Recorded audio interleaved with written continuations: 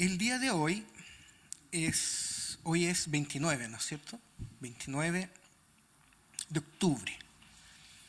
Y por ser el último domingo del mes de octubre, hoy nosotros vamos a hacer un alto en nuestro estudio del libro de 1 Corintios para hablar respecto a la reforma protestante del siglo XVI que tradicionalmente se celebra en nuestras iglesias en el mes de octubre.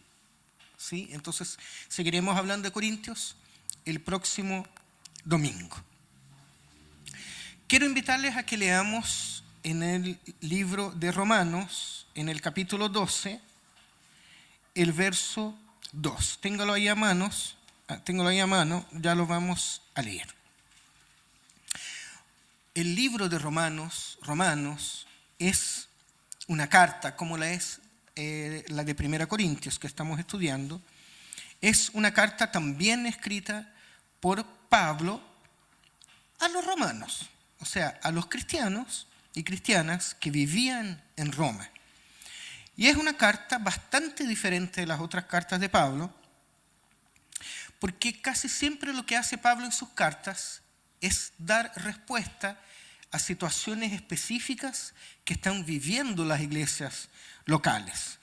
Pero lo que hace acá Pablo en los Romanos se acerca más a una exposición de las posiciones teológicas de Pablo. Está escrita de forma más genérica, de manera más general respecto a la teología, a cómo Pablo veía a Dios, a cómo vivimos nuestra fe. Y Pablo en Romanos habla, por ejemplo, de las consecuencias del pecado en el capítulo 3. Habla del regalo gratuito de la vida eterna en el capítulo 6. Y aquí en el capítulo 12, en donde vamos a leer solamente un versículo hoy día, Pablo habla de la transformación de la nueva persona en Cristo. Así que vamos a leer el verso 2 del capítulo 12 de Romanos. Dice así: no se amolden al mundo actual, sino sean transformados mediante la renovación de su mente. Así podrán comprobar cómo es la voluntad de Dios, buena, agradable y perfecta. Leamos de nuevo. Como es un solo versículo, leamos de nuevo. Presten atención. No se amolden al mundo actual, sino sean transformados mediante la renovación de su mente. Así, al hacer esto, podrán comprobar cómo es la voluntad de Dios, buena, agradable y perfecta. Y a partir de este texto, de este versículo, yo quiero ofrecerles 3 reflexiones el día de hoy respecto a la reforma protestante. Lo primero que quiero compartir es que el cristianismo no se sujeta al mundo, sino que transforma al mundo. Es muy cliché la frase, pero nosotros acostumbramos decir que el cristianismo es más que una religión, porque es un estilo de vida, ¿no es cierto? Claro que el cristianismo es una religión. El cristianismo es una religión porque habla de la relación que tenemos cada uno de nosotros y nosotras con nuestro Dios, con el Dios del cristianismo, con Jesucristo, con el Dios que murió en la cruz, habitó entre nosotros, murió en la cruz y resucitó. Pero dicho esto, el cristianismo sobrepasa el hecho de ser una religión o una práctica religiosa, porque el cristianismo viene a transformar quienes somos.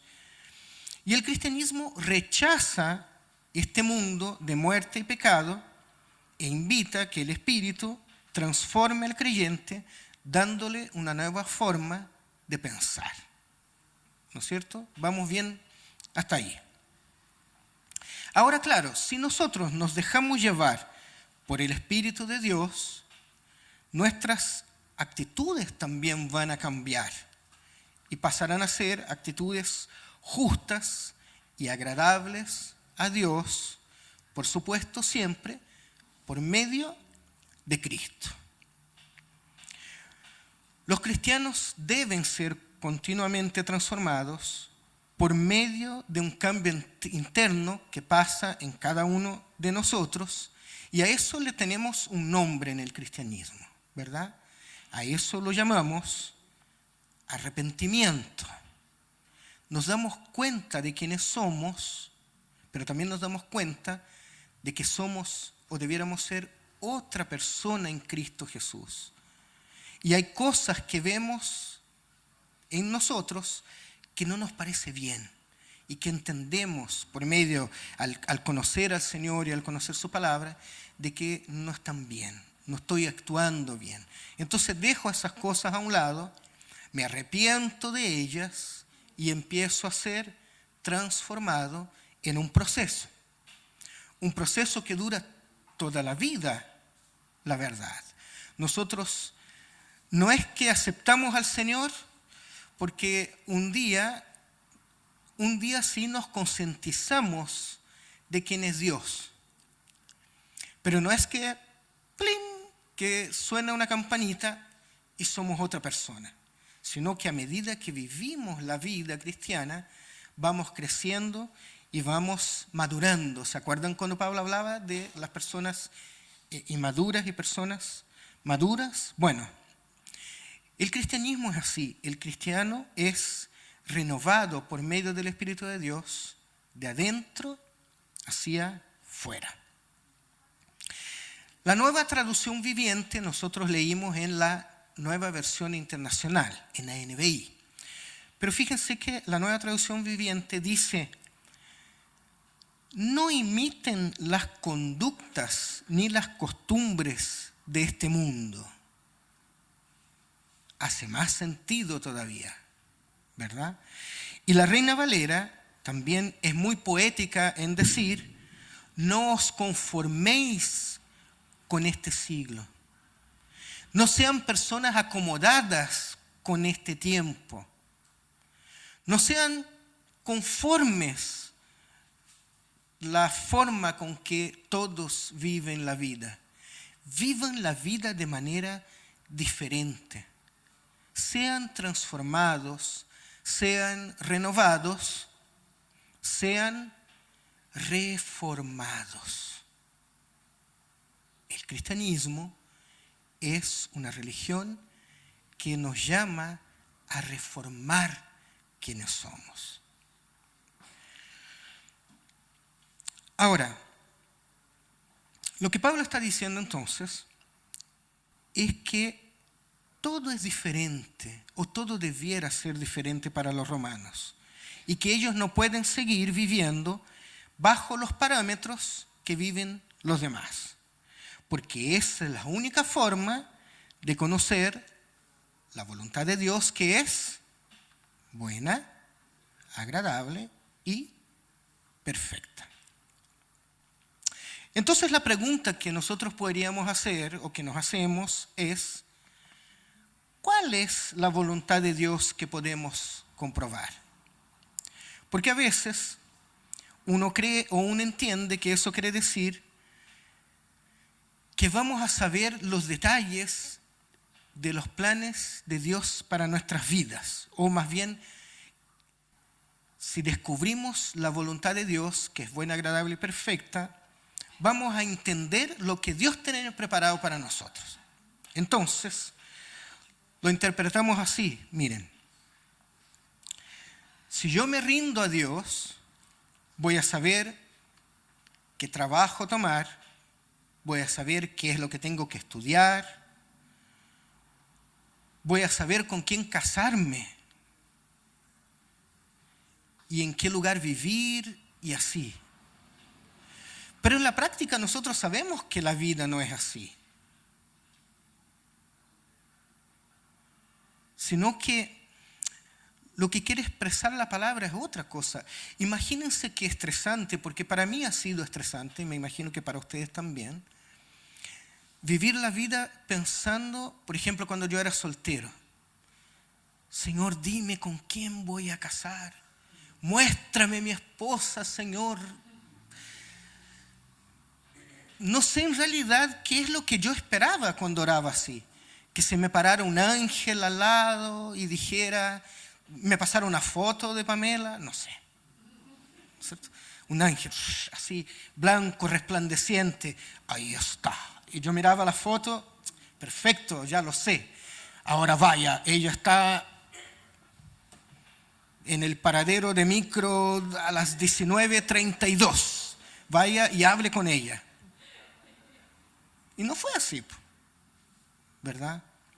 Entonces, no podemos estresarnos porque a veces queremos cosas específicas de la parte de Dios, cuando en realidad la palabra lo que está diciendo es que la voluntad de Dios es mucho más amplia que estas situaciones específicas de nuestra vida. Pablo tiene en mente las decisiones diarias en las cuales un cristiano percibe a Dios y la forma con que nosotros deberíamos hacer las cosas o como no deberíamos hacerlas. Entonces, ¿cuál es la voluntad de Dios? La voluntad de Dios, y ahora sí, es que seamos personas íntegras, que seamos personas santas, entregadas a Él, pero también entregadas a los demás, a los que nos rodean. Pero solo vamos a ser así si nos disponemos a ser transformados mediante la renovación de nuestras mentes, como dice el versículo. Ahora fíjense, Pablo no ha inventado este consejo como de la nada. No es que a Pablo, lo voy a decir así, le tincó un día, sí, debiéramos ser transformados, porque Pablo habla de transformación, habla de renovación y de reforma, porque Cristo, queridos y queridas, vino a transformar y renovar a este mundo que estaba perdido. Cristo fue el primero en invitarnos, por medio de sus actos y palabras, a que no vivamos conforme a la corriente, a que no vivamos acomodados, conformados, imitando las conductas de los demás. Porque si hay alguien a quien debemos imitar, es a Cristo, no a ninguna otra persona. Ahora sí, es verdad, Pablo en algún minuto también lo dijo la semana pasada en Corintios, vean a mí como ejemplo, o algo así decía Pablo, ¿verdad? Pero Cristo es el ejemplo primero, Cristo es el fundamento. Cristo tocó el leproso que nadie podía tocar. Perdonó a la mujer que todos pensaban que tenían derecho a matar. Pablo tomó en los brazos a los niños y los trató como personas, cosa que era muy raro en ese tiempo. Pablo sanó a los moribundos, a los ciegos de la orilla del camino. El Señor, ¿no? Señor Jesús, a los cojos y a los imperfectos. Nuestro Señor comió y bebió con todos, y respecto a eso no le importó lo que dijeran los demás. Así que nosotros podríamos decir que nuestro Señor Jesús inauguró un nuevo reino, instauró una nueva forma de vivir y presentó a toda la humanidad un camino por donde transitar. Un camino de igualdad, de justicia, de equidad y de dignidad. Pero para que eso suceda, no podemos conformarnos con el mundo actual, sino que debemos ser transformados mediante la renovación, nuevamente, de nuestras mentes. Y esto me lleva al segundo punto de hoy día. La Reforma Protestante buscó rescatar el fundamento que es Cristo. Llegamos al siglo XVI. Nos cuesta tener la conciencia correcta, la idea, el concepto correcto del tiempo que son 16 siglos. Pero son 1600 años, es 1500 años, es muchísimo tiempo. Entonces la Iglesia de Cristo, para el momento de la Reforma Protestante, ya ha pasado por mucho tiempo.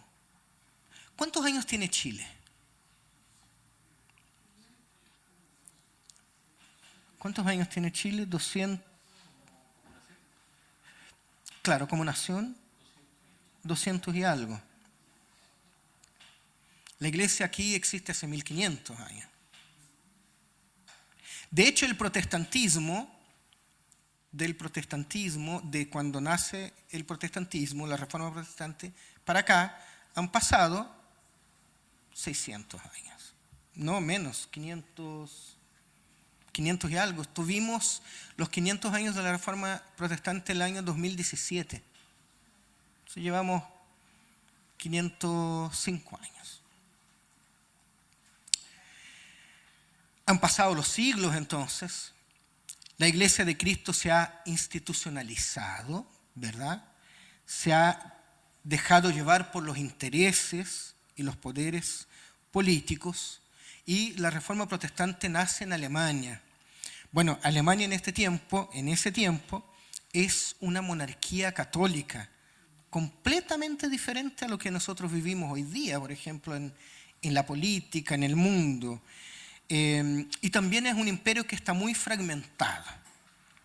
Y como era una monarquía católica, se vendían indulgencias, se vendían documentos. La Iglesia Católica vendía un documento que de alguna forma, digamos, te eximía de tus pecados y uno los compraba.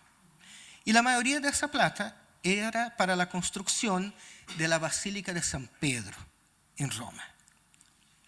Ahora, esto no es una clase y tampoco es una academia bíblica, pero tengo que de alguna forma avanzar de esta manera.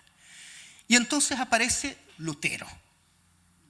Lutero es un monje agustino, o sea, Lutero es un cura, un padre católico, un monje agustino, que en 1517, ahí están los 500 años, tiene 35 años y él publica un documento que quedó conocido como las 95 tesis y la publica en las puertas de una iglesia, de una abadía. Normalmente en esa época las puertas de las iglesias eran como ¿cómo se podría decir hoy día? Como el diario mural, claro. Entonces ahí, por ejemplo, si los edictos de un rey o cualquier situación oficial era puesta ahí también para que las personas leyeran. Entonces, Lutero pone allí 95 tesis de cosas que a él le parecían que estaban mal en la Iglesia Católica. Había en las 95 tesis una fuerte crítica a la compra de indulgencias, porque el texto decía que las indulgencias no aseguraban la salvación, sino que el arrepentimiento es lo que aseguraba la salvación, y también hacía fuertes críticas al Papa, entre otras cosas. Nacen con esta situación nuevos movimientos cristianos y se genera todo un espacio nuevo, crítico, que tiene el afán de volver al fundamento y de no se amoldar al mundo actual, porque se dieron cuenta que habían dejado de tener la disposición de ser transformados por la renovación de sus mentes. ¿Se fijan? Ahora, algo interesante. La reforma de Lutero no fue la única reforma. La reforma se dio en otros lugares simultáneamente, y hay una reforma que se llama la Reforma Radical, que se dio en distintos movimientos, en lugares diferentes y dispersos. Y la verdad es que ambas reformas fueron bien diferentes. Entonces a veces pareciera que hablamos de la reforma llamada reforma magisterial, la reforma de Lutero y de Calvino y de otros, y nos olvidamos que hubieron otras reformas. Hubieron hermanos que fueron más radicales que ellos. Y de hecho, les cuento algo. En algún momento los reformadores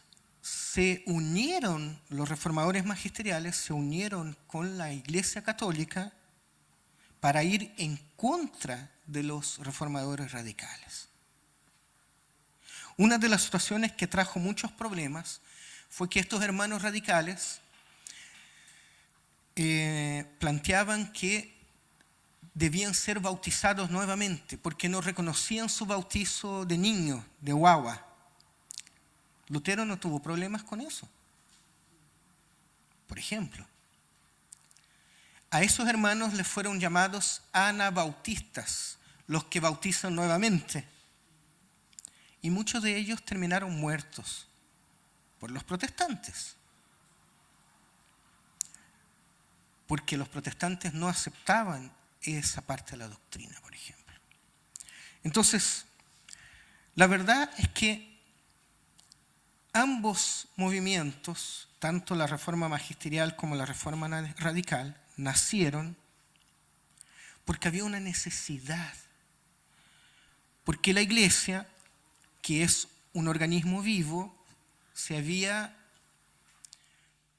petrificado, se había enrijecido, se había solidificado a tal punto que había perdido su fundamento. ¿Y cuál es el fundamento? Cristo. Así que las reformas fueron muy importantes, sí. ¿Y nosotros somos hijos de esas reformas? Por supuesto. Pero no podemos estar estancados como cuerpo de Cristo pensando que nos basta mirar las reformas del siglo XVI para que todo esté bien. ¿Entienden? Porque a veces incluso da la impresión de que mientras Lutero habla de Cristo, nosotros hablamos de Lutero. Cuando deberíamos ir a la fuente, deberíamos ir al fundamento. Y cuando hablamos de identidad, también nos pasa lo mismo. ¿Quiénes somos? A ver, ¿de dónde venimos? ¿Cuál es nuestra identidad? Miremos para atrás. Y llegamos a 500 años atrás. Y nos olvidamos que el reino de Dios fue fundado hace casi 2000 años. Queridos, queridas, nosotros debemos volver constantemente al fundamento que es Cristo, porque si no, corremos el riesgo todo el tiempo de que nos ahoguemos en nuestra propia religiosidad, perdiendo la esencia de quienes somos, terminando por amoldarnos a este siglo, al mundo actual. como si todo estuviera ya dicho, como si todo fuera perfecto. Y nos vamos petrificando y nos dejamos de ser transformados por la renovación de nuestras mentes. Y eso me lleva a la tercera reflexión de hoy. Necesitamos vivir constantemente en reforma. O dicho de otra forma, necesitamos vivir en una constante reforma. El mundo está en constante cambio. De hecho, ahora mismo, el mundo no es el mismo y está cambiando rápidamente y radicalmente. El mundo no es el mismo que era hace 3 semanas. De hecho, 22 días. Porque Hamás entró en Israel el sábado 7 de octubre. Y pareciera que de hecho los cambios ocurren cada vez con más velocidad. Hay más información. Lo que ayer uno tenía como tan seguro, hoy día ya no es tanto. ¿Verdad? Ahora pensemos en el mundo occidental del siglo XVI. Reforma. Europa vive bajo monarquías feudales, en una cultura y una sociedad que tienen que ver muy poco con la sociedad y la cultura en que estamos insertos nosotros hoy día, viviendo en una gran ciudad latinoamericana del siglo XXI, como es Santiago. ¿Cuánto ha cambiado el mundo en estos 500 años? Entonces nosotros, nosotras, tenemos que buscar al Señor y pedir al Señor que nos dé sabiduría y entendimiento, porque los problemas hoy son otros. Los temas son otros. Las conversaciones que nosotros tenemos en nuestras mesas a la hora del almuerzo, de la cena con nuestros hijos son otras. La economía es otra. La política es otra. Y el tema es que nosotros somos llamados hoy a los problemas de hoy, a dar respuesta a lo que vivimos hoy. De tal manera, nuevamente, que no nos amoldemos al mundo actual, sino que seamos transformados mediante la renovación de nuestras mentes. ¿Por qué? Porque sólo así podremos comprobar la voluntad de Dios. Hermanos, hermanas, miren, las reformas del siglo XVI dejaron sus marcas, sí, y nosotros somos parte de esto. Las reformas son parte de nuestra historia y son parte de lo que somos. Pero debemos estar dispuestos también a vivir nuestras propias reformas, tanto personales como iglesia. Y eso es algo que nosotros debemos desarrollar, debemos buscar, porque si no, vamos a quedarnos en el camino. Y les digo algo, vamos a ser felices.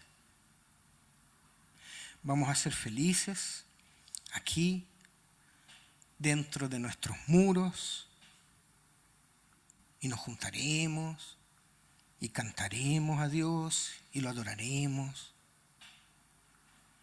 pero no comprobaremos cuál es la voluntad de Dios. Y terminaremos siendo como el címbalo que retiñe, vacíos por dentro, acomodados en nuestros propios marasmos, marcando el paso, viendo cómo la vida pasa allá afuera, como si nosotros no tuviéramos nada que decir ni nada que hacer. Así que, querida iglesia, es tiempo que recordemos la Reforma Protestante, sí, porque la intención de la Reforma fue volver al fundamento. Recordemos que somos llamados a ser transformados constantemente. Recordemos que somos llamados a renovar nuestras mentes, nuestra forma de pensar, redescubriendo el Cristo de la cruz y resignificando la majestad de Dios. No nos perdamos, no nos quedemos. Hay un mundo que espera escuchar de que hay esperanza, de que hay un lugar para todos y de que hay dignidad bajo la cruz del Señor. Pero para eso nosotros somos los llamados a ser transformados por la renovación de nuestras mentes, para que así sepamos la voluntad de Dios, que es buena, agradable y perfecta. Oremos al Señor, oremos. Padre Celestial, queremos darte gracias, Señor, por la valentía de estos hombres, muchos hombres que hace 500 años, Señor, se levantaron, Señor, con valentía a declarar lo que estaba malo y a intentar buscar nuevamente el fundamento que eres tú. Gracias te damos por las vidas de ellos. Gracias te damos por el fruto que ellos dejaron, porque somos fruto de sus teologías, de sus pensamientos, de sus luchas por las cuales muchos de ellos incluso murieron, Señor.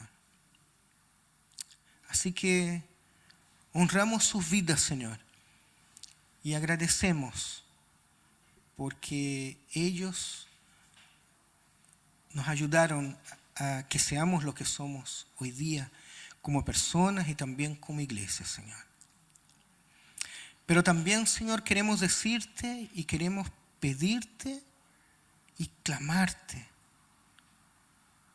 que tú nos sigas transformando como transformaste a esos hombres en ese tiempo, Señor. Queremos vivir nuestras propias reformas. Queremos redescubrir quién eres tú, Señor. Y queremos también descubrir cómo es que debemos comunicar hoy día que tú eres el Dios de paz, que tú eres el Dios de amor, que tú eres Dios todopoderoso y que tú quieres lo mejor, Señor, para todos y todas, Señor. Entonces, Señor, cambia nuestras vidas, Señor, y transforma nuestras mentes, Señor. Saca lo que no está bien, saca lo que no te honra, lo que no te glorifica, Señor. Y danos también valentía, Señor. Quítanos, sácanos de nuestros lugares de comodidad, Señor. Porque no queremos estar petrificados, Señor, viendo que el mundo pasa a nuestro alrededor, Señor, mientras nosotros no hacemos y no cumplimos, Señor, con lo que hemos sido llamados, Señor. Cambia nuestras vidas, Señor. Haznos protestantes, Señor. Haznos levantar nuestras voces por medio de nuestras bocas y nuestras actitudes, Señor, para decir al mundo, Señor, de que hay un Dios tremendo que también los ama, Señor, un Dios de gracia, un Dios de paz, un Dios de vida, Señor, y vida eterna. Renueva nuestras mentes, Señor. No permitas que vivamos nuestras vidas marcando el paso, sino que renueva nuestras mentes, Señor, para que nosotros podamos descubrir tu voluntad, podamos vivir en ella, Señor. Queremos vivir en tu voluntad, Señor. Queremos vivir en ti, Señor. No queremos ser religiosos. No queremos vivir de domingo en domingo, Señor, sino que queremos ser transformados por ti, Señor. Sabiendo que para eso tú has enviado a tu Espíritu Santo, Señor. Haz de esta iglesia, Señor, una iglesia viva, una iglesia eficaz, que pueda colaborar en tu reino, Señor. De tal manera que podamos glorificarte cada día más por las maravillas que tú haces en nuestro medio. Oramos a ti, Señor, en el nombre de Jesús. Amén. Amén.